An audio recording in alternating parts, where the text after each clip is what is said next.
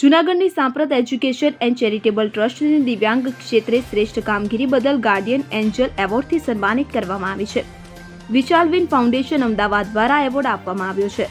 છેલ્લા 16 વર્ષથી દિવ્યાંગ ક્ષેત્રે કાર્યરત આ સંસ્થામાં હાલમાં 87 અતિ ગંભીર અનાથ દિવ્યાંગ બાળકો 24 કલાક રહે છે. વિશાલવિન ફાઉન્ડેશન છેલ્લા 5 વર્ષથી ગુજરાતમાં દિવ્યાંગ ક્ષેત્રે શ્રેષ્ઠ કામગીરી કરતી સંસ્થાઓને સન્માનિત કરે છે.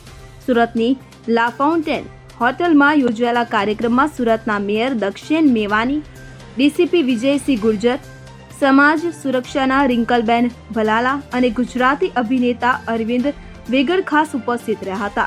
વિશાલવિન ફાઉન્ડેશનના ફાઉન્ડર પૂનમ મેડમે સંસ્થાના પ્રમુખ મહેન્દ્રભાઈ પરમારને એવોર્ડ અને પ્રમાણપત્ર આપી સન્માનિત કર્યા હતા. આ સન્માનથી સંસ્થાના કર્મચારીઓ અને સંચાલકોએ હર્ષની લાગણી વ્યક્ત કરી હતી. Bureau report CN24 news. હવે જુઓ દેશ દુનિયાની તમામ ખબરો તમારી આંગળીના ટેરવે. ઉઠાવો મોબાઈલ અને Google Play Store પરથી ડાઉનલોડ કરો અમારી CN24 ન્યૂઝ મોબાઈલ એપ.